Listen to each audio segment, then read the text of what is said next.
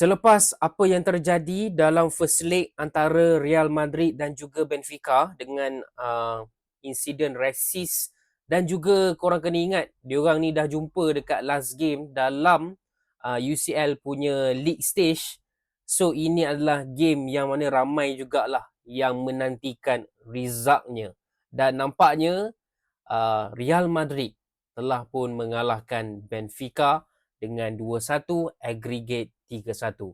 Jom kita sembang sikit pasal game ni. Sebelum tu, korang yang minat konten-konten bola sepak, boleh tekan butang follow dekat sini. Dah tekan, mantap. Nampaknya kali ni Benfica datang ke Madrid tanpa player resis diorang, okay? Tanpa Prestiani, yang mana aku baca ni Prestiani ni macam dah nak kena ban lah dengan UEFA. UEFA has rejected Benfica's appeal against Prestiani ban.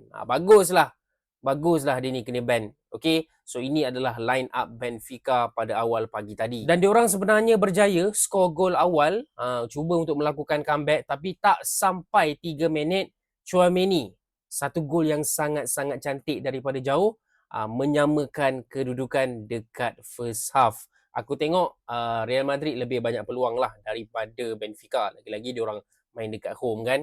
Dan setelah mencuba beberapa kali, akhirnya pada minit ke-80, Vinicius Junior memecahkan kebuntuan. Dan apa lagi, kalau Vini dah skor, menarilah. Memang menarilah. Lagi-lagi dengan apa yang terjadi kan. Memang sedap lah dia. Aku tengok dia dalam game ni memang dia nak sangat skor. Memang dia nak sangat gol. Dan bila dia dapat gol, memang dia tak lepaskan peluang tu. Kali ni menari-nari depan peminat-peminat sendiri. So dengan kemenangan ini, Real Madrid telah pun layak ke round of 16. Okay, so far nampak macam baguslah untuk Madrid kan. Tapi masih lagi ada beberapa benda yang merisaukan pasal Madrid. Yang pertama, Mbappe injured, dan menurut Arbeloa bukan injuries yang sekejap lah. Bukan seminggu dua, mungkin lama lagi. Lepas tu kalau tengok defend diorang bila pakai Asensio, memang agak barai. Okay, Dean Huijsen masih lagi tak boleh main untuk Real Madrid. And berkemungkinan besar round of 16 akan jumpa dengan Manchester City.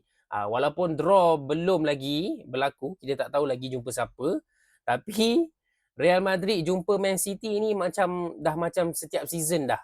Okay, so aku agak confident yang bila dia cabut je kertas tu, memang akan nampak Man City, akan nampak Real Madrid. Aku rasa diorang akan jumpa dekat round of 16 lepas ni lah. Okay, so sama-samalah kita nantikan. Fans Real Madrid, korang komen pendapat korang dekat bawah. Dan macam biasa, yang nak support Wibro, tekan butang follow.